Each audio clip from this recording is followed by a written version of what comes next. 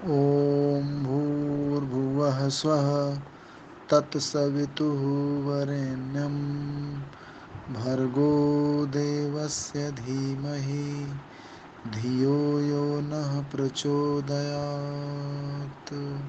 देवतुल्य भाइयों एवं माँ शक्ति, आज स्वाध्याय चिंतन का हमारा क्रमांक है 201 और आज हमारे बीच में है आदरणीय डॉक्टर एस भुदरे साहब, जो आयकर आयुक्त हैं कानपुर में।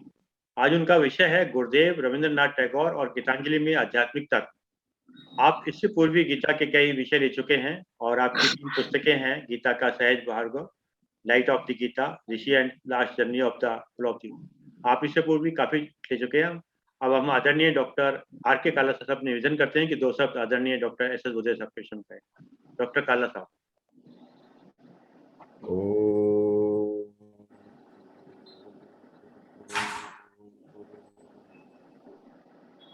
अरविंद जी, धन्यवाद। आपने सौभाग्य दिया है श्री एस एस भदौरिया साहब को इंट्रोड्यूस करने के लिए।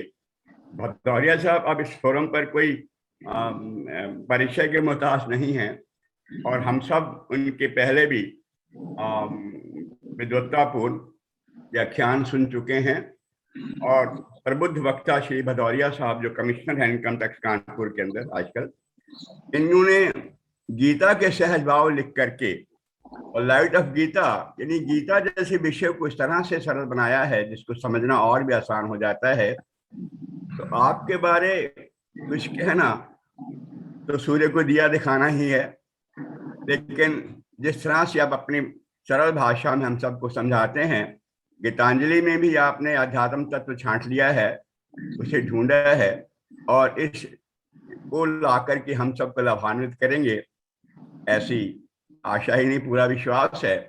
तो मैं डॉक्टर भदौरिया साहब से गुजारिश करूंगा कि अपने विद्वत्तापूर्ण व्याख्यान को हमारे सामने रखें ताकि हम उससे लाभान्वित हो सकें। श्री भदौरिया साहब। आदरणीय कालरा साहब, आदरणीय शर्मा साहब, मिसेस शर्मा जी, सबको प्रणाम करते हुए गायत्री मंत्र के साथ आज की चर्चा का आरंभ करेंगे। ओम भूर्भुवः स्वः तत्सवितुः वरेण्यं भर्गो देवस्य धीमहि धियो यो नः प्रचोदयात्। वस्तुतः गीतांजलि के माध्यम से गुरुदेव रविंद्रनाथ टैगोर ने अपने आध्यात्मिक चिंतन को ही ऐसे शब्दों के माध्यम से व्यक्त करने की कोशिश की है जो वस्तुतः व्यक्त नहीं किया जा सकता, या यूं कहें कि अव्यक्त को उन्होंने जैसे महसूस किया है, उस महसूस, उस भाव, उस अनुभव, उस अनुभूति को प्रयास करके वो संपूर्ण जनमानस के सम्मुख गीतांजलि के माध्यम से लाना चाहते हैं। इसलिए जब हम गीतांजलि पढ़ें तो ध्यान रहे कि हम उसे महसूस करें, उसके शब्दों के भावों में जाने की बजाय उसके शाब्दिक अर्थों से थोड़ा गहरे उतर कर, फिर उसके शब्दों के भावों में जाकर, फिर उन शब्दों के भावों के परे जाने की कोशिश करें। जैसे कुछ यूं ही कि जैसे हम चंद्रमा तक जब चंद्रमा को जानना चाहते हैं तो चंद्रमा को उंगली दिखाने से चंद्रमा की तरफ संकेत होता है। वस्तुतः वो उंगली चंद्रमा तक नहीं पहुंचती, बल्कि वो एक संकेत होता है। वैसे ही जो अध्यात्म तत्व है, जो सत्व है, जो तत्व है, जो वास्तविकता है, वहां तक पहुंचने की जो कोशिश है, वो उस संकेत के माध्यम से वो हम लोगों को प्राप्त होती है। और उस अनुभूति में उतरने के लिए हम सब लोगों को उन शब्दों को, उन भावों को और उस द्रष्टव्य को, उस संकेत को, उस बिंब भाषा को, उन प्रतीकों को समझना पड़ता है और हृदय से समझना पड़ता है। वो मस्तिष्क से समझने से परे वो प्राणों से समझने की चीज है। वो कहें ऐसा अन्नमय, प्राणमय, मनोमय, विज्ञानमय कोश से परे जो आनंदमय कोश है, वहां तक पहुंचने की यात्रा वो गीतांजलि के संकेत से। तो मैं गीतांजलि के जब पदों को उनकी मूल भाषा में आप लोगों के सम्मुख पाठ करूंगा, तो उसके माध्यम से हम उन संकेतों को समझने की कोशिश करें, उनमें गहरे उतरने की कोशिश करें, क्योंकि शाब्दिक अर्थों में वो खो जाएगा। इसमें बड़ी ही सारगर्भित कथा है कि गुरु और शिष्य जो है, गुरु जी अपने शिष्य को लेकर के एक जंगल में जाते हैं, तो उससे कहते हैं कि भाई यहाँ पर इस प्रकृति की मनोरम छटा को देखो। तो वो ढूंढने की कोशिश करता है, पेड़ों में, पत्तियों में, वहां के रास्तों में, वहां की वादियों में वो ढूंढने की कोशिश करता है। तो कहता है भाई इस पेड़ में तो मुझे वो सौंदर्य दिख नहीं रहा, इस पत्ती में तो वो सौंदर्य दिख नहीं रहा, इस फूल में द्रष्टव्य नहीं है। तो तरह तरह की वस्तुओं में जब हम खोजने की कोशिश करते हैं उस भाव को, तो वो खो जाता है। तो इसी तरह से जब हम केवल शब्दों में खोजने की कोशिश करेंगे तो वो खो जाएगा। जैसे एक वैज्ञानिक जब एक पुष्प को देखता है तो उसके एक एक पत्ती का विच्छेद करता है, उसे तोड़ता है, उसे निकालता है कि शायद इसके अंदर कोई तत्व मिले। लेकिन जो एक जब कवि और एक कोई रचनाकार, मूर्तिकार या कलाकार जब उस फूल को देखता है तो उसके संपूर्ण सौंदर्य को आत्मसात करने की कोशिश करता है।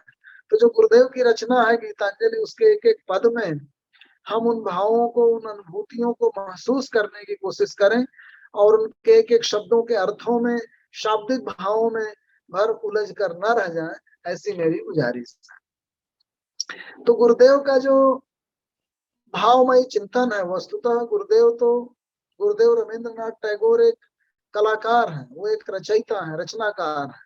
उन्होंने ईश्वर को भी एक रचयिता के रूप में, एक गीतकार के रूप में, कि उसका गीत ही संसार के माध्यम से प्रस्फुटित हो रहा है, एक कुम्हार के रूप में।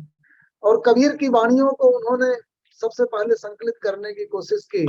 तो जो कबीर की भावमयी परंपरा है, प्रेममयी परंपरा है, जो नानक की परंपरा है और जो गीता की परंपरा है, वो उनके गीतांजलि के माध्यम से हम तक आधुनिक युग के जितने प्रतीक हैं, आधुनिक युग की जो भाव है, बिंब है, इमेजरी है, मेटाफर है, उनके माध्यम से हम लोगों तक पहुंचती है।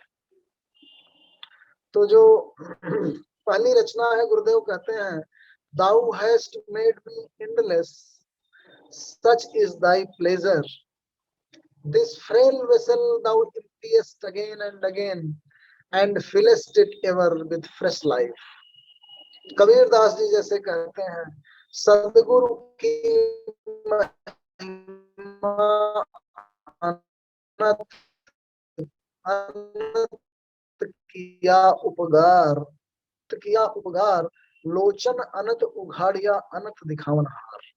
तो जो ये अनंत की दृष्टि है, उसको आत्मसात करने की कोशिश करें, अपने आप को देखें कि आपका विस्तार इस प्रकृति के कण कण में है। उस रचनाकार का विस्तार, जिसकी रचना आप भी हैं, जिसकी रचनाएं समस्त जगत है, आपके आसपास के जितने पेड़ हैं, पौधे हैं, रास्ते हैं, धरती है, चांद है, तारे हैं, वो सब उसी की रचना का विस्तार है। और जब आप अपनी संवेदना को, संवेदना से, उन वस्तुओं से, उन तारों से, उन क्रियाकलापों से, उन गीतों से, उन संगीतों से, उस वायु से अपने आप को जोड़ लेते हैं, तो आप उस परम के आप अंग बन जाते हैं। उसी को गुरुदेव ने कहा कि दाऊ हैस्ट मेड मी एंडलेस, मुझे तुमने अनंत बना दिया है प्रभु। तुम्हारा जो आनंद है वो अनंत तक विस्तारित है। तुम मेरे इस घड़े को बार बार भरते हो और खाली करते हो नए जीवन से। जैसे एक पुनर्जन्म की गीता में परिकल्पना है कि व्यक्ति जो है वो बार बार जन्म लेता है, और ये जो घड़ा है, ये जो शरीर है, ये जो वस्त्र है, वासांसि जीर्णानि यथा विहाय नवानि गृह्णाति नरो अपराणि तथा शरीराणि जीर्णानि। उसी तरह से पुराने शरीर को जिस तरीके से छोड़ करके, पुराने कपड़ों को जिस तरीके से उतार कर नए वस्त्र धारण किए जाते हैं, वैसे ही इस घड़े पर नया जीवन बार बार भरते हो है प्रभु। This little flute of reed thou hast carried over hills and dales, and hast breathed through it melodies eternally new.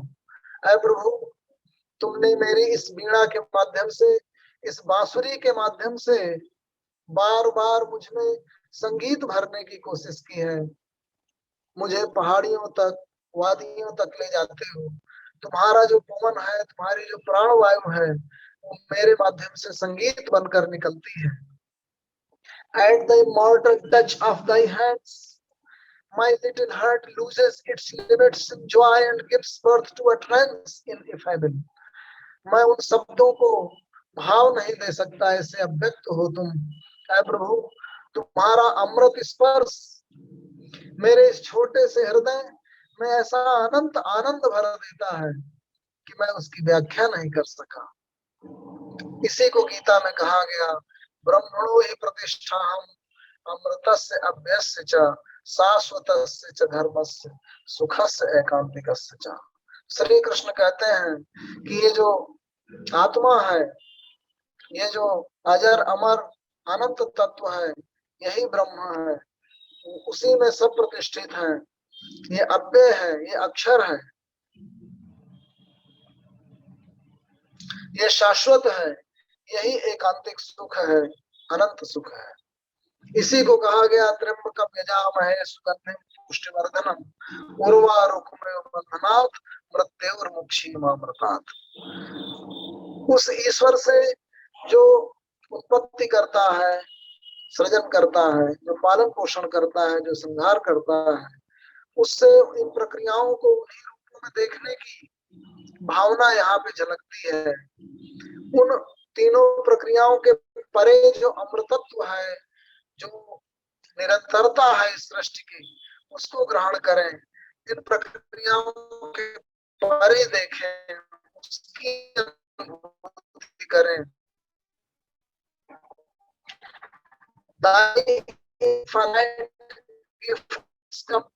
तुम्हारे छोटे हाथों में समाते नहीं हैं। उम्र गुजर जाती है, ages pass and still thou pourest and still there is room to fill. उम्र गुजरती रहती है, युग गुजरते रहते हैं, फिर भी तुम मेरी इस आत्मा में संगीत भरते रहते हो, प्राण भरते रहते हो। ऐ प्रभु, तो गुरुदेव ने अपनी इन भाव अनुभूतियों को शब्द देने की कोशिश की है। उस अनंत को अपने माध्यम से जो व्यक्त हो रहा है, व्यक्ति के संगीत के माध्यम से, उसके गीत के माध्यम से, उसकी सांस के माध्यम से, उसके कर्मों के माध्यम से, वो जो व्यक्त हो रहा है इस संसार में, उसे व्यक्त करने की कोशिश की है। दूसरी रचना में गुरुदेव कहते हैं, When thou commandest me to sing, it seems that my heart would break with pride. ऐ प्रभु, जब तुम कमांड करते हो कि मैं गाऊं, ऐसा जैसे मुझे इसलिए रचा गया है कि संसार में मैं जो आया हूँ, मैं कुछ करने के लिए आया हूँ, और उस क्रिया को जब मैं संपादित करूं, उस गीत को गाऊं जिसके लिए मैं बना हूँ। And I look to thy face and tears come to my eyes. मेरी आंखों में आंसू आ जाते हैं, मैं भाव विभोर हो जाता हूँ, मैं कृतज्ञ हो जाता हूँ कि मुझे जैसे वीणा के माध्यम से तुमने अपना संगीत प्रकट करने की कोशिश की है। All that is harsh and dissonant in my life melts into one sweet harmony. एक ऐसी मधुर एक तारतम्यता में पिरो जाता हूं मैं, जब मेरे अंदर ये भाव जगता है कि ऐ प्रभु, तुमने मेरी रचना इसलिए की है कि मैं एक वीणा की तरह बजूं, कि मैं एक मुरली की तरह बजूं, कि मेरे अंदर से जो संगीत है वो निकले, तो मैं एक कृतज्ञता के भाव से भर जाता हूँ, अपने होने को बार बार निहारता हूँ, कृतज्ञ महसूस करता हूँ, आनंदित और भाव विभोर हो जाता हूँ, तुम्हारे साथ एक रूप हो जाता हूँ। All that is harsh and dissonant in my life, मेरे जीवन में जो भी अतारतम्यता है, भूल करके मधुर तारतम्यता में बदल जाती है। And my adoration spreads wings like a glad bird on its flight across the sea. और जैसे कोई पक्षी समुद्र के उस पार तक उड़कर जाना चाहता हो, वैसे ही मैं महसूस करता हूँ कि जैसे मुझ में पंख भी तुमने दिए हैं, मुझ में उन पंखों के प्रयोग की शक्ति भी तुमने दी है। ऐ प्रभु, I know thou takest pleasure in my singing. मुझे मालूम है कि मेरे हर गीत में तुम आनंदित होते हो। I know that only as a singer I come before thy presence. और मुझे भी मालूम है कि एक गायक की तरह ही मैं तुम तक पहुंच सकता हूँ, क्योंकि अपनी क्रियाओं के माध्यम से ही मैं अपने आप को व्यक्त करता हूँ। बड़े सुंदर तरीके से भगवान श्री कृष्ण ने अर्जुन को यही कहा था कि स्वे स्वे कर्मणि अभिरतः संसिद्धिम लभते नरः स्वकर्म निरतः सिद्धिम यथा विन्दति तक्षु। व्यक्ति जब अपने कर्तव्यों में संलग्न होता है, उन कर्तव्यों में अपने आप की अभिव्यक्ति करता है, तो समझो मुझे पा जाता है। यतः प्रवृत्ति भूतानां येन सर्वमिदं ततं स्वकर्मणा तम अभ्यर्च सिद्धिम विन्दति मानव। वो जिससे संपूर्ण संसार व्याप्त है, उसकी अर्चना तुम अपने कर्मों के माध्यम से ही कर सकते हो। तो वो जो गीत है जिसे हम गाते हैं, वे जो कर्म हैं जिन्हें हम करते हैं, उनके साथ एकाकार होकर हम अपने रचनाकार की रचना को सार्थकता देते हैं। हमारे होने की यही सिद्धि है कि हम कर्ममय हों, आनंदमय हों, चिंता छोड़ें, क्योंकि इसीलिए हम बने हैं। ये वीणा इसीलिए बनी है। गुरुदेव कहते हैं, I know thou takest pleasure in my singing. मुझे मालूम है कि मेरे गीत से ही तुम आनंदित होते हो। I know that only as a singer I come before thy presence. I touch by the edge of the far spreading wing of my song thy feet which I could never aspire to reach. तुम्हारे चरणों तक मैं अपने इस संगीत के माध्यम से ही पहुंच सकता हूँ, अपने इन कर्मों के माध्यम से ही पहुंच सकता हूँ, क्योंकि भौतिक रूप से मैं जब भी कोशिश करता हूँ तुम तक आने की, मैं दूर होता जाता हूँ, क्योंकि उस भौतिकता में तुम नहीं हो। I know not how thou singest my master. मुझे नहीं मालूम ऐ मेरे स्वामी कि तुम कैसे गाते हो। I ever listen in silent amazement. इसीलिए मैं स्वरहीनता में तुम्हें सुनने की कोशिश करता हूँ, मौन में तुम्हें जानने की कोशिश करता हूँ, क्योंकि मुझे नहीं मालूम कि तुम्हारा गीत कैसा है।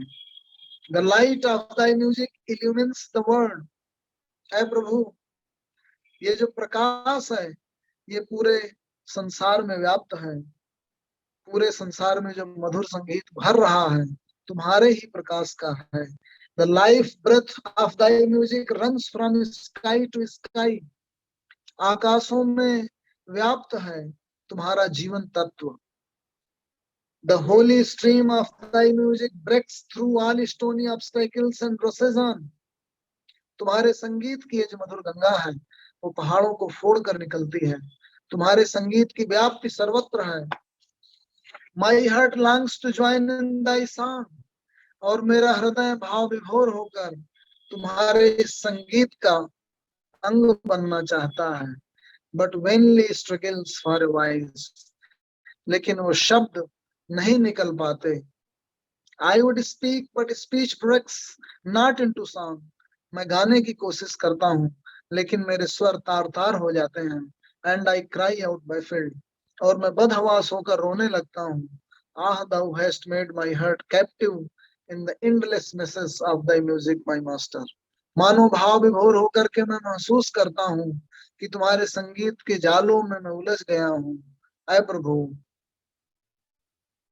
विविध तरीके से भाव विभोर होकर के बार बार गुरुदेव कोशिश करते हैं, उसे संगीत में ढूंढते हैं, उसे गंगा धारा में ढूंढते हैं, उसे कर्मों में ढूंढते हैं। Life of my life, I shall ever try to keep my body pure, knowing that thy living touch is upon all my limbs.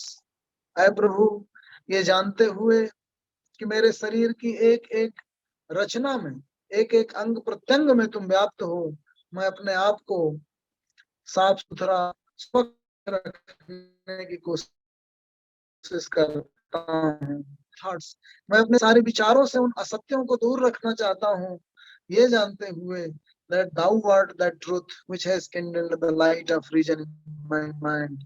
कि मेरे मन के अंदर जितनी भी तर्क शक्ति है, जो भी विचार शक्ति है, वो तुम्हारे ही द्वारा प्रज्वलित है। इसलिए मैं अपनी मानस को भी स्वच्छ रखना चाहता हूँ।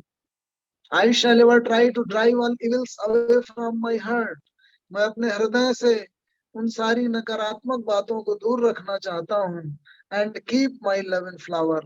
और मैं अपने प्रेम का एक ऐसा सुंदर पुष्प तुम्हें अर्पित करना चाहता हूँ। knowing that thou hast thy seat in the inmost side my heart, ये जानते हुए कि मेरे हृदय के सबसे गहरे अंतर में तुम ही व्याप्त हो, इसलिए मैं तुम्हें अर्पित करता हूँ वो विचारों का, सकारात्मक विचारों का पुष्प जो तुम तक आए और अपना कृतज्ञता व्यक्त करे। And it shall be my endeavor to reveal thee in my actions, knowing it is thy power gives me strength to act. ऐ प्रभु, मैं अपने कर्मों के माध्यम से अपने आप को व्यक्त करना चाहता हूँ। मेरा संगीत मेरे कर्म है।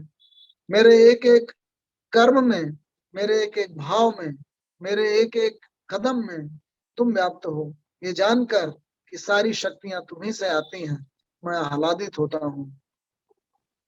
I ask for a moment's indulgence to sit by thy side. The works that I have in hand, I will finish afterwards. एक क्षण के लिए मैं सुस्ताना चाहता हूँ, बैठ जाना चाहता हूँ तुम्हें पाने के लिए। Away from the sight of thy face, my heart knows no rest. तुम्हारे मुखार बिंदु से अलग हट करके मुझे शांति नहीं मिलती। Nor respite, and my work becomes an endless toil in the shoreless sea of toil. ऐसे जैसे कर्मों की इस अबाध श्रृंखला के उस पार तुम कहीं नहीं हो, तुम बस मेरे बहुत नजदीक हो, मैं बैठ जाना चाहता हूँ। Today the summer has come at my window. आज जो ग्रीष्म ऋतु है वो मेरी खिड़की तक आ पहुंची है। वो गाती है, वो अपनी प्राणवायु बिखेरती है। Today the summer has come at my window with its sighs and murmurs, and the bees are plying their minstrelsy at the court of the flowering grove.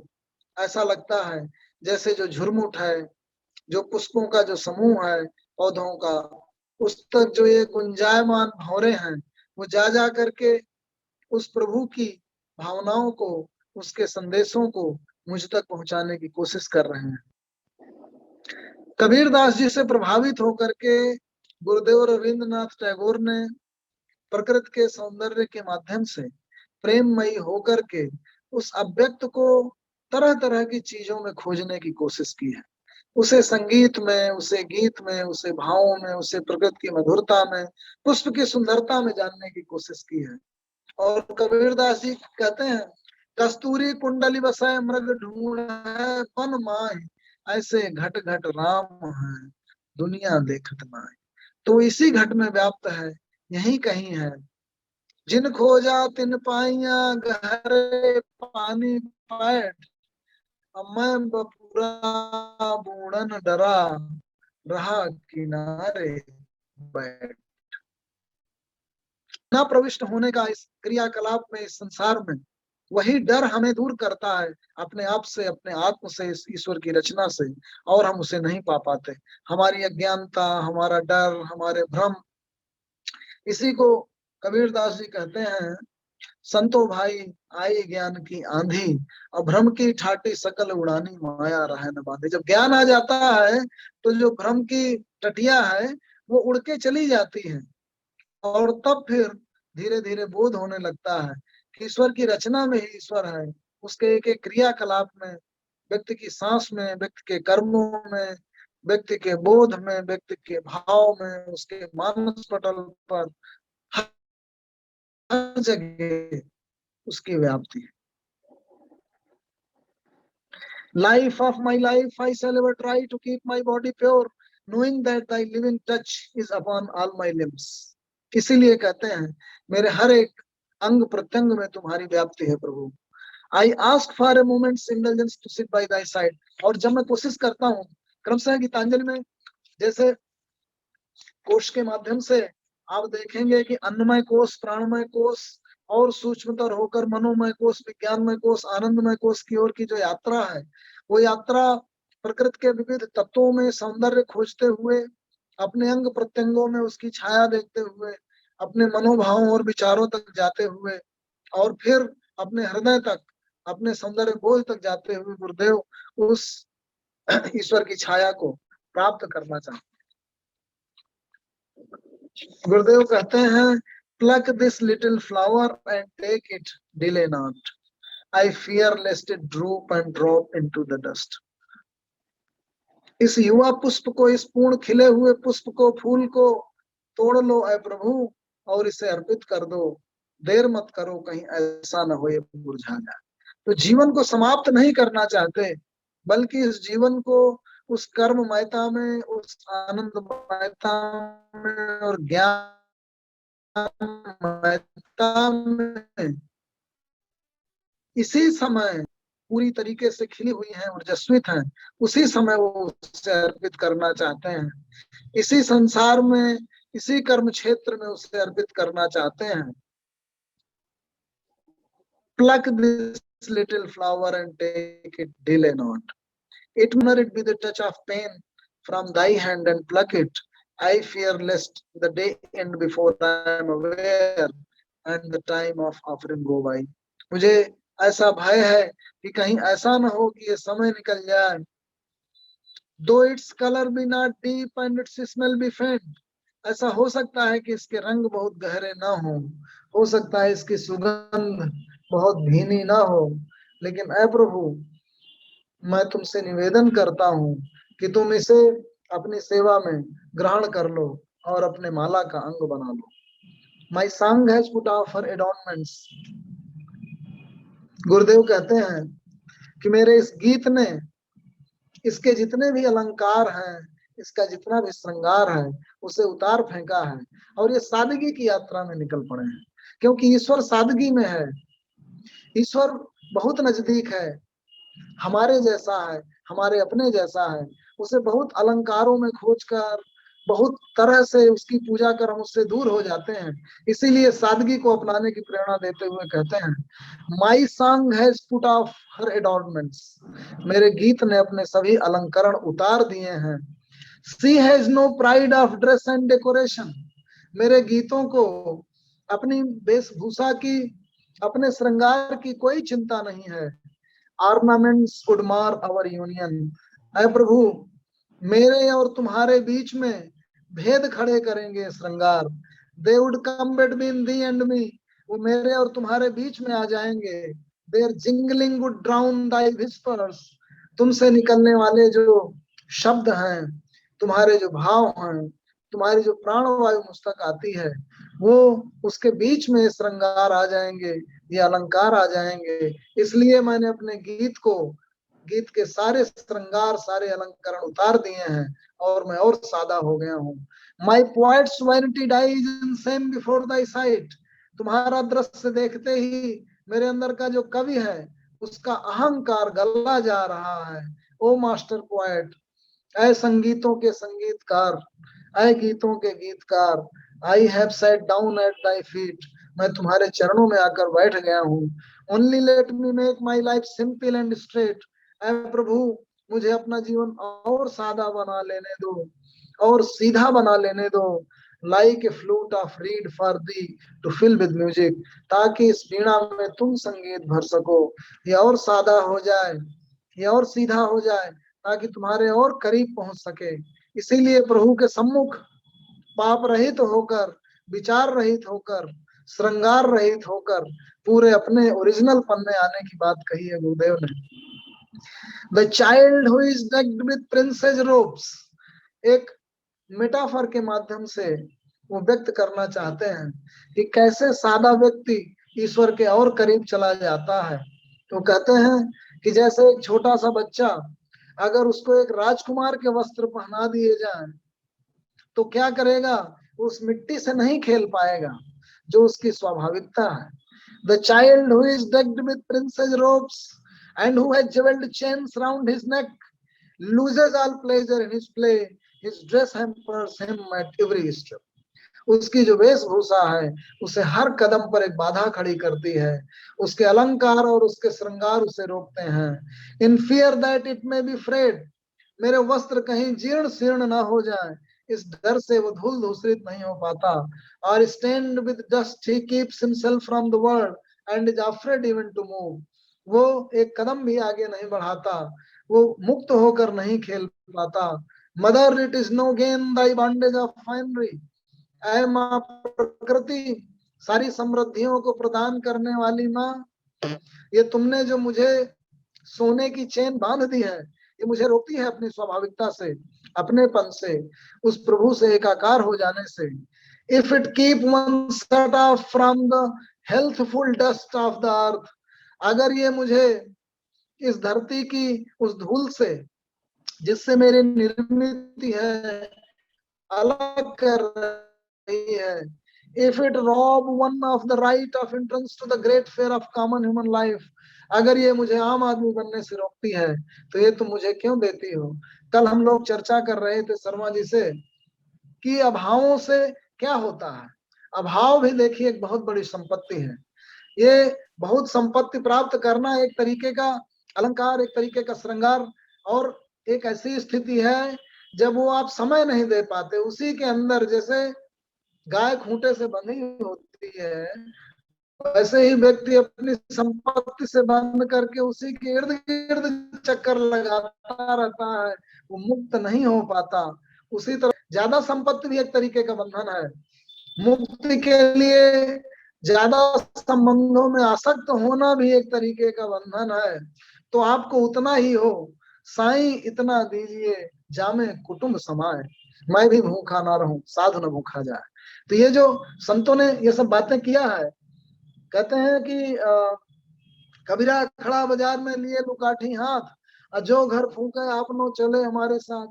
तो ये कोई घर में आग लगाने की बात नहीं है, ये माया के बंधन से अपने आप को मुक्त करने की बात है कि हमें उसमें आसक्त होकर इतना ज्यादा लिप्त नहीं हो जाना है कि न्यायपूर्ण अन्यायपूर्ण हर चीज जो है प्राप्त करने के चक्कर में लोग संबंधों को भूल जाए, भावनाओं को भूल जाए, प्रेम को भूल जाए, मधुरता को, भक्ति को भूल जाए।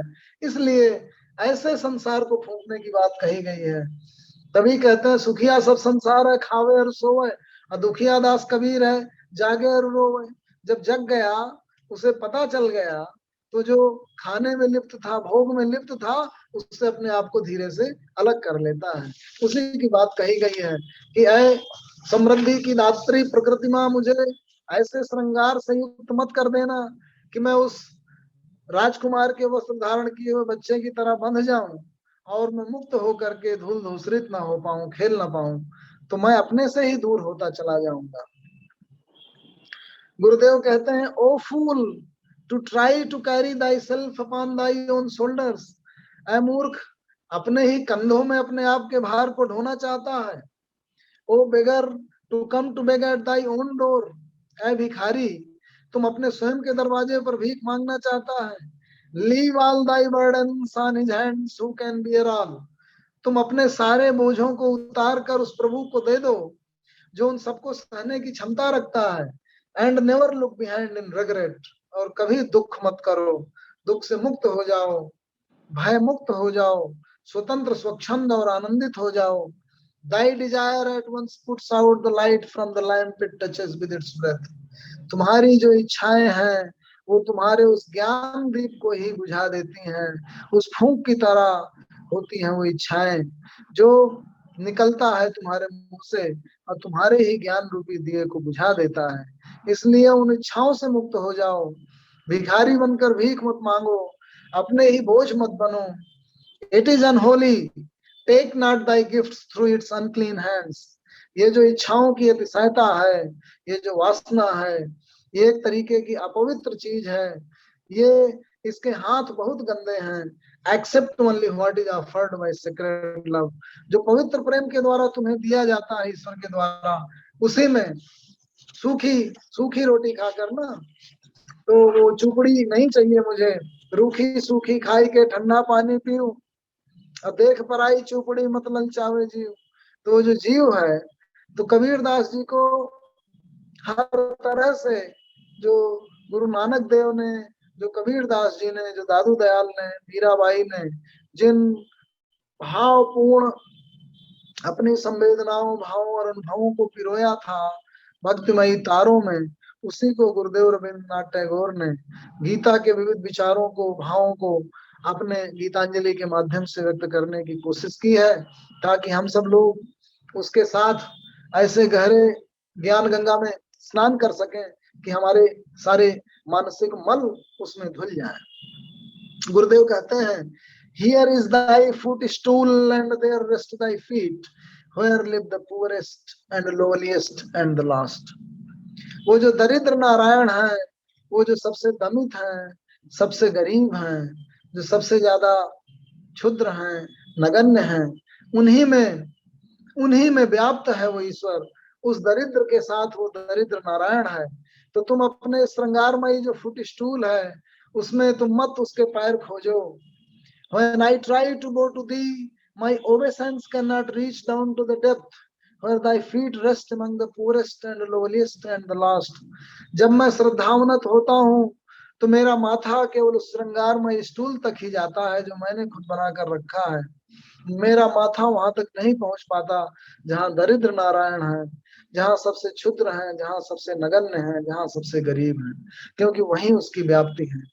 Pride can never approach to where thou walkest in the clothes of the humble, among the poorest and lowliest and lost. ये जो गर्व है मेरी संपत्ति का, मेरे ज्ञान का, मेरे पोजेशंस का, ये गर्व मुझे रोकता है। ये कभी नहीं पहुंच सकता वहां तक, उन कपड़ों तक, उन चीथड़ों तक, जिन चीथड़ों में बसता है वो दरिद्र Narayan.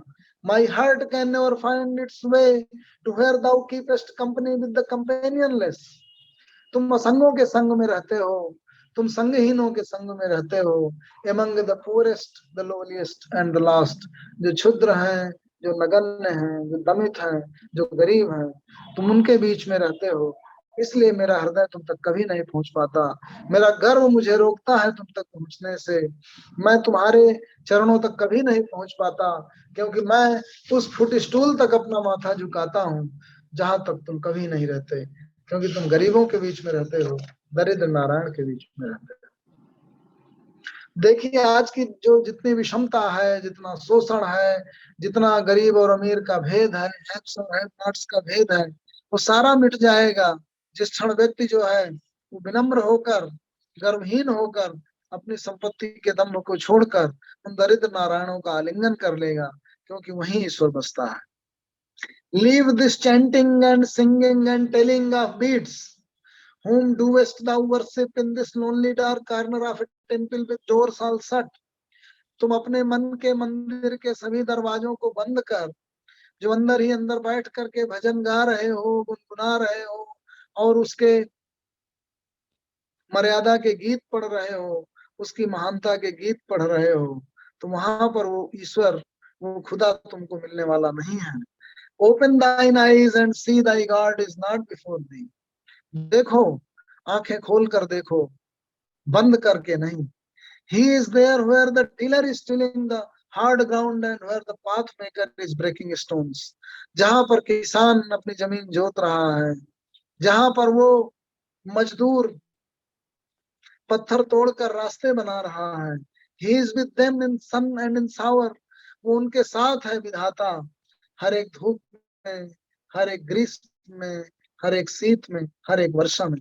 And his garment is covered with dust. और उसके कपड़े भी धूल धूसरित हैं। Put off thy holy mantle and even like him come down on thy dusty swan. तुम अपने गर्व के कपड़े उतार फेंको और उस धूल धूसरित व्यक्ति तक पहुंच जाओ जहां वो ईश्वर बसता है। Deliverance, मुक्ति, where is this deliverance to be found? कहाँ मिलेगी ये मुक्ति? Our master himself has joyfully taken upon him the bonds of creation. हमारे स्वामी ने, हमारे प्रभु ने खुद भी आनंदित हो करके इस सृष्टि के बंधन अपने में आरोपित किए हैं। इस सृष्टि के हर एक बंधन में मौजूद है वो, यहाँ मिलेगा वो। He is bound with us all forever. हम सबके साथ बंधा हुआ है वो, हमारे कण कण में व्याप्त है वो। Come out of thy meditations and leave aside thy flowers and incense. तुम अपने इस ध्यान को छोड़ो और इस सुगंधित पुष्पों को छोड़ो और तुम इन आम आदमियों के बीच में, उन मजदूरों और कृषकों के बीच में आ जाओ और देखो, यहीं बसता है वो ईश्वर, यहीं बसता है वो प्रभु।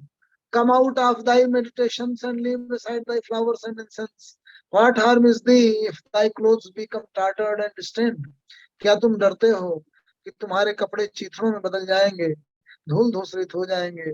Meet him and stand by him in toil and in sweat of thy brow.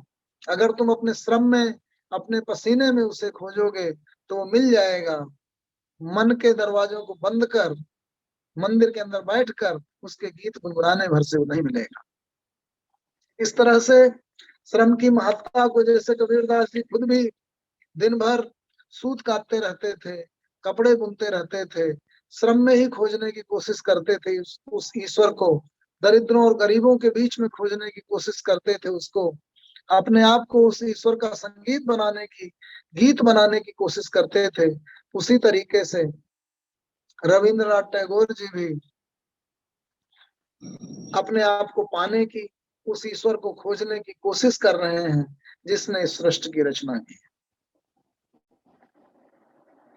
The time that my journey takes is long and the way of it is long. ये जो समय लग रहा है मेरी यात्रा में, ये बहुत लंबा है, और ये जो रास्ता है ये भी और दीर्घ होता जा रहा है। I came out on the chariot of the first gleam of light. मैं महसूस करता हूँ कि मैं उस प्रकाश किरण के साथ यहाँ तक आ पहुंचा हूँ। And pursued my ways through the wildernesses of worlds, leaving my track on many a star and planet. ऐसा लगता है जैसी मेरी यात्रा अनंत तारों, ग्रहों और उपग्रहों से होती हुई यहाँ तक पहुंची है। It is the most distant course that comes nearest to thyself, and that training is the most intricate which leads to the utter simplicity of tune. तुम तक पहुंचने का मार्ग तो बहुत ही साधारण है, तुम तो मेरे बहुत क्लोज हो, तुम तो बहुत साधारण हो, और मैं कहां कहां से तुम्हें खोजने की कोशिश कर रहा हूँ। The traveler has to knock at every alien door to come to his own. ये जो मैं यात्री हूँ, मैं हर एक अपने अजनबी के दरवाजे को खटखटा खटखटा कर देखता हूँ और उससे पूछता हूँ तुम्हारा पता, लेकिन तुम तो मेरे बहुत नजदीक हो, तुम तो यही हो। And one has to wander through all the outer worlds to reach the innermost shrine at the end. और अंत में सारे दरवाजों को खटखटा खटखटा कर मैं अपने पास तक ही पहुंचता हूँ। My eyes strayed far and wide before I set them and said, Here art thou. मेरी आंखें कहाँ कहाँ भ्रमित होती रहती हैं, मैं किन सितारों, तारों, ग्रहों ग्रहों में अपने आप को खोजता रहता हूँ, और अंत में पाता हूँ कि तुम तो यही हो, बस यही कहीं हो। The question and the cry O where, बार बार मैं प्रश्न पूछता हूँ और रोता हूँ कि तुम कहाँ हो, लेकिन that melts into tears of 1,000 streams and delivers the world with the flood of the assurance I am. और फिर मैं देखता हूँ कि इस पूरी सृष्टि पे तुम्हारे होने की बरसात हो गई है, तुम्हारा भाव मुझ तक भर गया है, तुमको मैं पा गया हूँ। तो इस सृष्टि के कण कण में उसे पाने की लाली देखकर मैं चली, मैं भी हो गई लाल। जैसे कबीरदास जी कहते हैं, हेरत हेरत हे सखी रहा कबीर हेराई, अबून समानी समुद्र में सोकत हेरी जाए। तो ये जो अपनापा है, वो जब खो करके व्यक्ति अपने अहम को खो करके उसको पाने की कोशिश करता है तो उसे पाता है। इसीलिए कबीरदास जी कहते हैं, जब मैं था तब हरि नहीं, और जब अब हरि है मैं नाय, और सब अंधियारा मिट गया जब दीपक देखा माए। जब ज्ञान का दीपक जल जाता है तो जो मैं है, अहम है, वो समाप्त हो जाता है, और फिर उसमें हरि का प्रवेश होता है। मैं उस हरि का एक यंत्र बन जाता हूँ, उसकी मधुर वीणा बन जाता हूँ, उसके गीत मेरे माध्यम से निकलते हैं और प्रस्फुटित होते हैं। इसी को गुरुदेव कहते हैं, the song that I came to sing remains unsung to this day. मैं उस गीत को गाने आया था, वो आज तक अनगाया ही रह गया। I have spent my days in stringing and in unstringing my instrument. मैं तो अपनी वीणा के तार बार बार बांधता रहता रह गया, खोलता रह गया, अब तक वो गीत अनगाया ही रह गया जिसे गाने के लिए मैं आया था। The time has not come true, the words have not been rightly said, only there is the agony of wishing in my heart. मैं अब तक सिर्फ उस इच्छा को पाले हुए बैठा हूँ, वो समय अब तक नहीं आया, वो शब्द अब तक नहीं आए।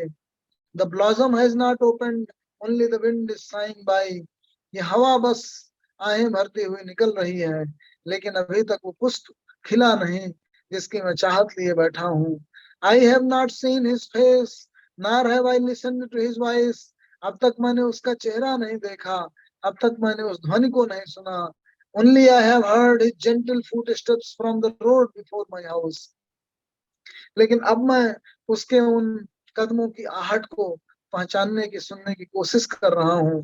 The livelong day has passed in spreading his seat on the floor, but the lamp has not been lit, and I cannot ask him into my house. अब तक मैं उस दिए को जला नहीं सका जिसकी चाहत लिए था मैं. I live in the hope of meeting with him, but this meeting is not yet. तो ये जो आह है, ये जो चाहत है उससे मिलने की, अपने ईश्वर को प्राप्त कर लेने की, वो अब तक भी उस चाह, उस लालसा में ही रह गई है बन करके, और वो अब तक पूरी नहीं हुई. उस लालसा को मैं कैसे पूरी करूं? My desires are many and my cry is pitiful. मैं अनंत इच्छाएं लिए हूं. But ever didst thou save me by hard refusals. लेकिन ऐ प्रभु, बार बार मेरी इन अनंत इच्छाओं को तो मना कर. मेरी द्रव्य प्राप्ति की जो इच्छाएं हैं, बार बार मुझे कुछ प्राप्त होता है और बहुत ज्यादा अप्राप्य रह जाता है. तो वो जो अप्राप्य है, वो जो अभाव है, वो मेरे प्रति एक तरीके का उपकार है. ऐसा कहते हुए गुरुदेव कहते हैं, and this strong mercy has been wrought into my life through and through. तुमने एक तरीके की दया दृष्टि की है जो मेरी सभी इच्छाओं की, सभी लालसाओं और वासनाओं की पूर्ति नहीं की है. क्योंकि day by day thou art making me worthy of the simple. क्योंकि क्रमशः जितनी बार तुम मुझे नकारते हो, जितनी बार मैं अप्राप्य रह जाता हूँ, उतनी बार मैं और सीधा सरल हो जाता हूँ. Great gifts that thou gavest to me unasked. तुम सारे महान चीजें बिना पूछे ही मुझे दे देते हो. This sky and the light, this body and the life and the mind, saving me from perils of overmuch desire. ऐ प्रभु, ये जो तुमने ज्ञान की प्रकाश किरण मुझे दी है, क्या ये कम है? क्या ये शरीर जो तुमने मुझे दिया है, क्या ये कम है? ये मस्तिष्क और ये मानस जो तुमने दिया है, क्या ये कम है? ऐ प्रभु, मेरी अपनी अखंड लालसाओं से, अमिट वासनाओं से बचाओ. There are times when I languidly linger and times when I awaken and hurry in search of my goal, but cruelly thou hidest thyself from before me. तुम बार बार बहुत क्रूएल होकर के मेरी इच्छाओं को पूरा नहीं करते हो, लेकिन ये एक तरीके का उपकार है. Day by day thou art making me worthy of thy full acceptance.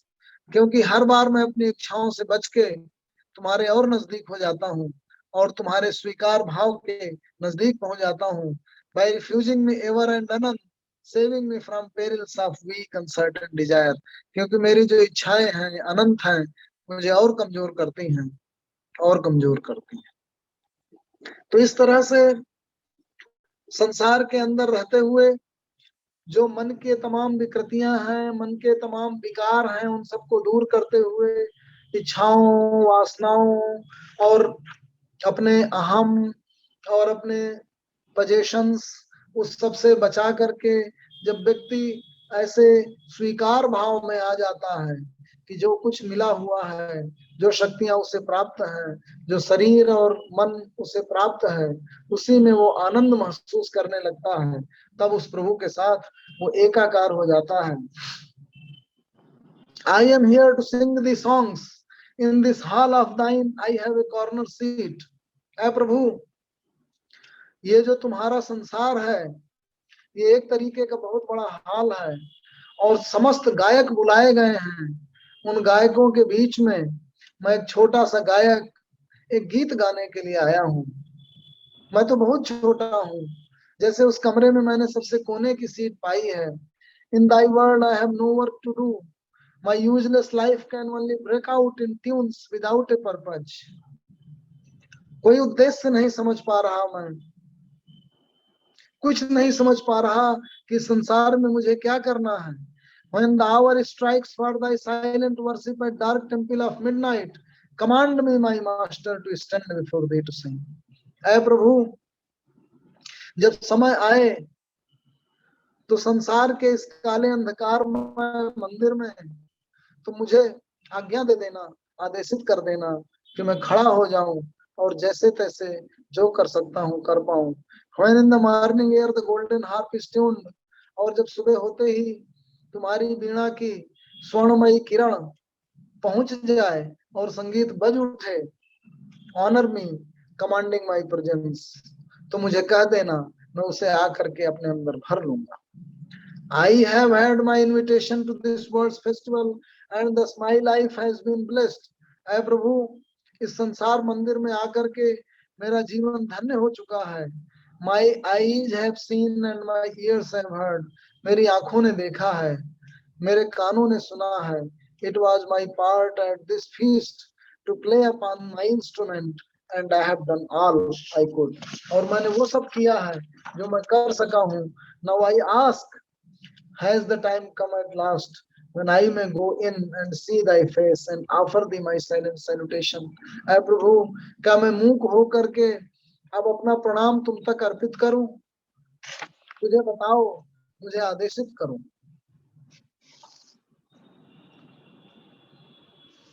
गुरुदेव कहते हैं,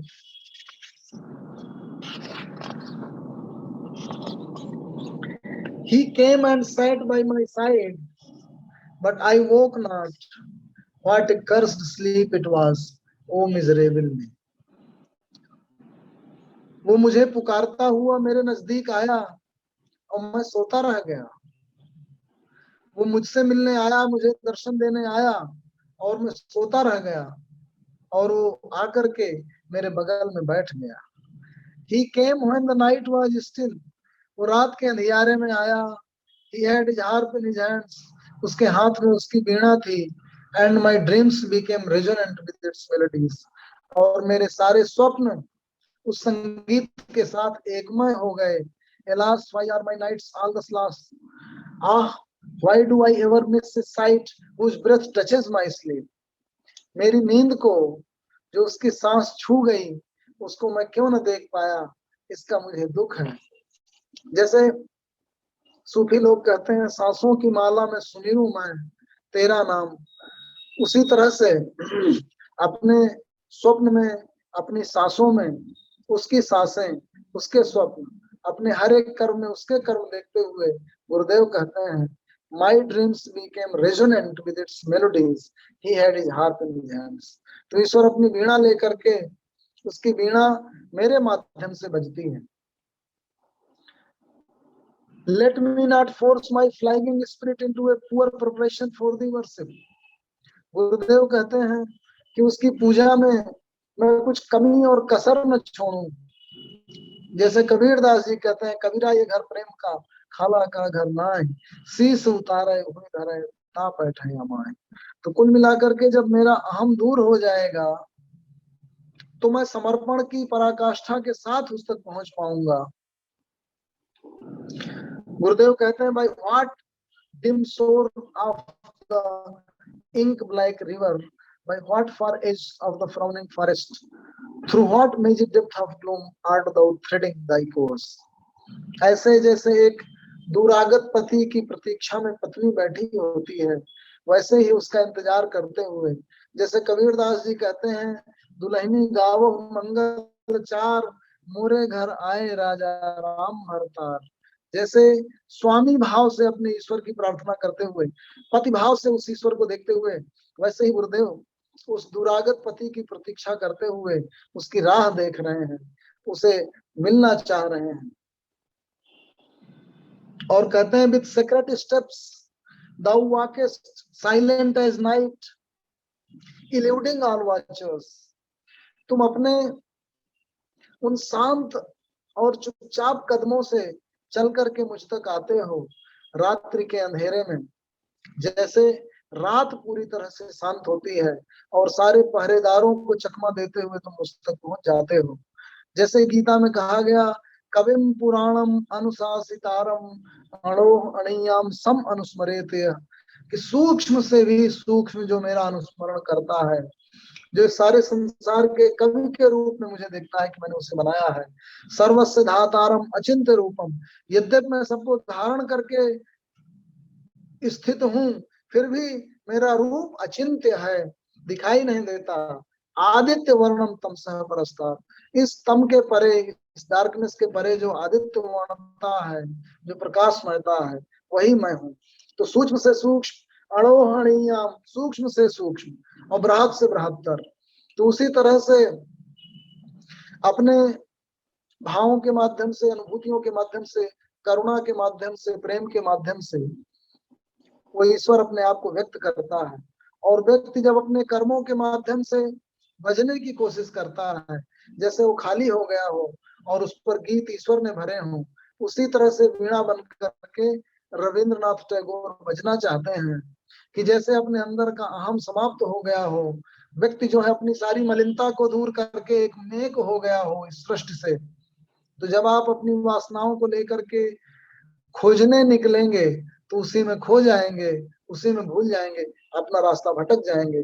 और जब इच्छा रहित, वासना रहित, अहम रहित हो करके और अपने आप को उस ईश्वर के की वीणा के रूप में देखेंगे और फिर जब आप बजेंगे तो आपका संगीत मधुर होगा, संपूर्ण सृष्टि में भर जाएगा और उससे जो हरत तंत्री बजेगी वो सबको छू जाएगी, वही ईश्वर का गीत होगा।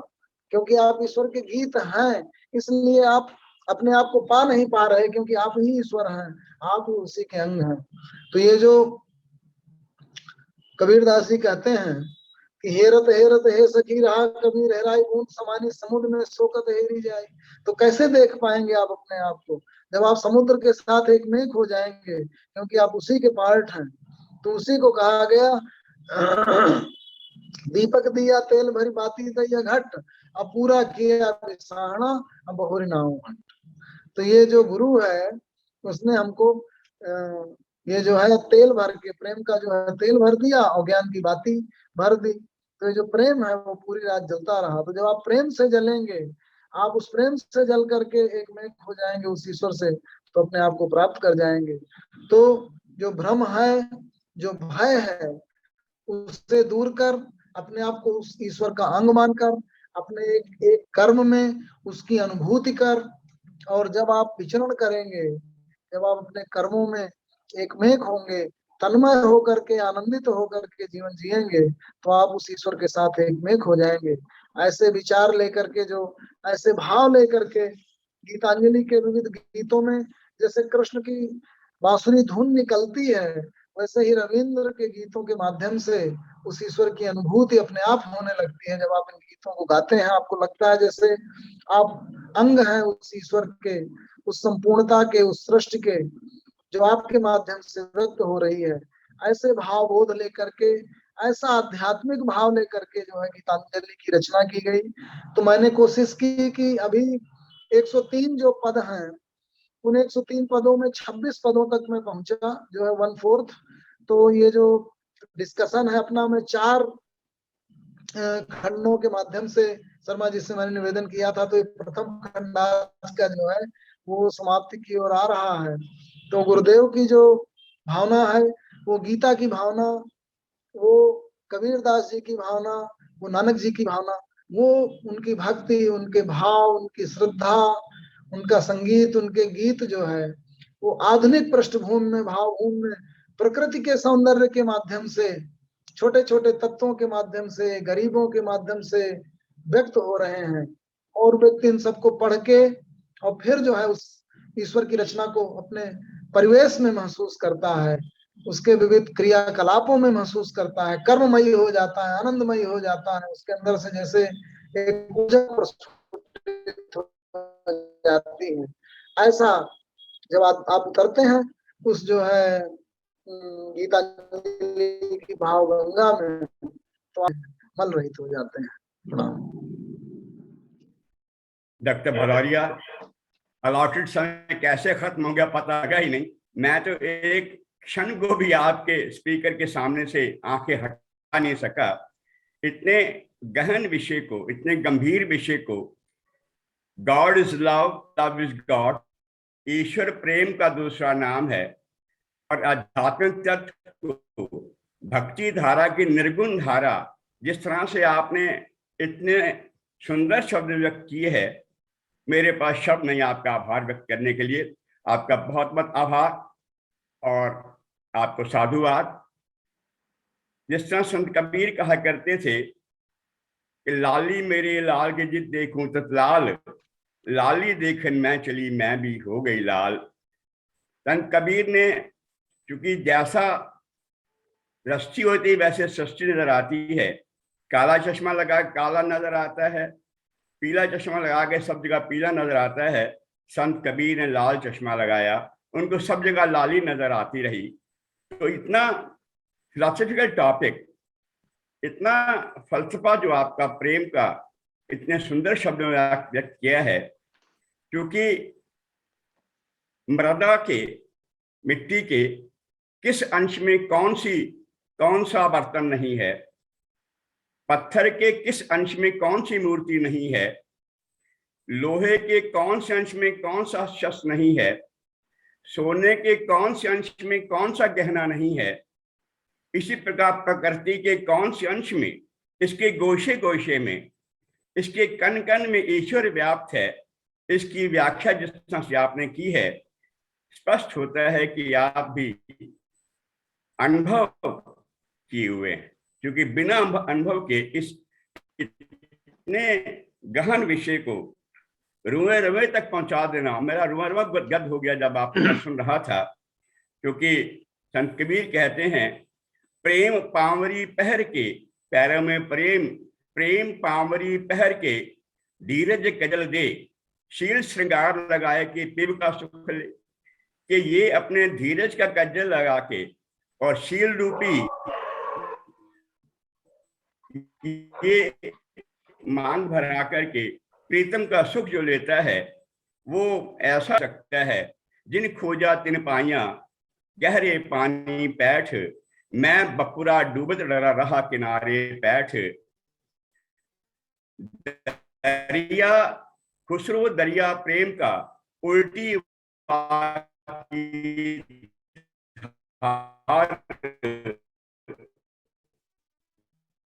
जो डूबा सो बह चिकड़ दूर घर। कि मेरा जो मुर्शिद है, गली में कीचड़ है, जगह पंजाबी भाषा में यूज करते थे, वो मुल्तान में पैदा हुए थे। गली चिकड़ दूर घर नाल प्यारे ने, कि मेरे प्रीतम के साथ मेरा नेह है, मेरा प्रेम है।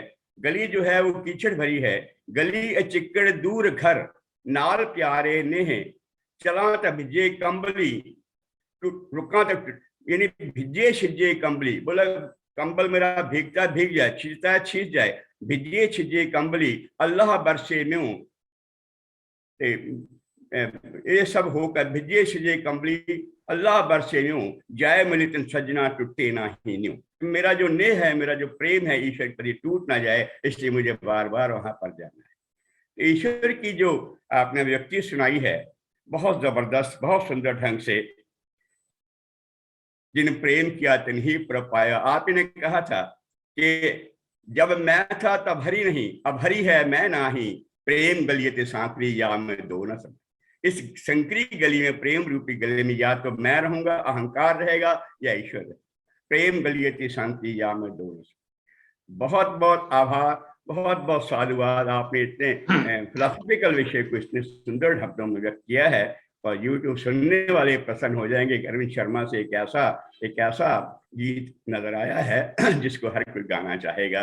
बहुत बहुत धन्यवाद, शुक्रिया। धन्यवाद आदरणीय डॉक्टर आर के कारा साहब, धन्यवाद डॉक्टर एस एस भुजरे साहब। और जैसा कि एक विचार के साथ हम लोग समाप्त करते हैं, तो आज का विचार है कि गुरुदेव ने कहा था, मैं व्यक्ति नहीं विचार हूँ, क्योंकि व्यक्ति से आदमी परहेज कर सकता, विचार से नहीं। आज का विचार है, मनुष्य परिस्थितियों का दास नहीं है, मनुष्य परिस्थितियों का दास नहीं है, वह उसका निर्माता, नियंत्रण करता और स्वामी है। परम पूज्य गुरुदेव ने कहा, मनुष्य परिस्थितियों का दास नहीं है, उसका निर्माता, नियंत्रण का स्वामी है। आइए हम सामूहिक 3 बार ओम का उच्चारण करेंगे। सभी लोग अपने आप को अनम्यूट कर सकते हैं ताकि सामूहिक ओम।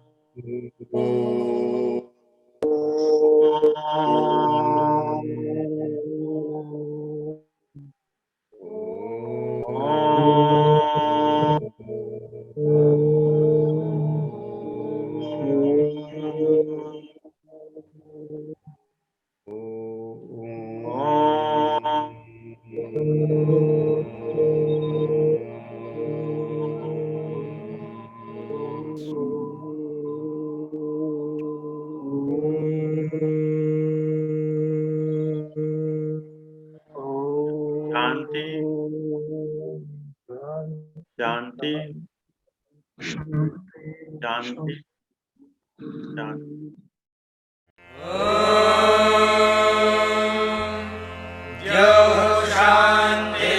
शान्तिरन्तरिक्षं शान्तिः, पृथिवी शान्तिरापः शान्तिरोषधयः।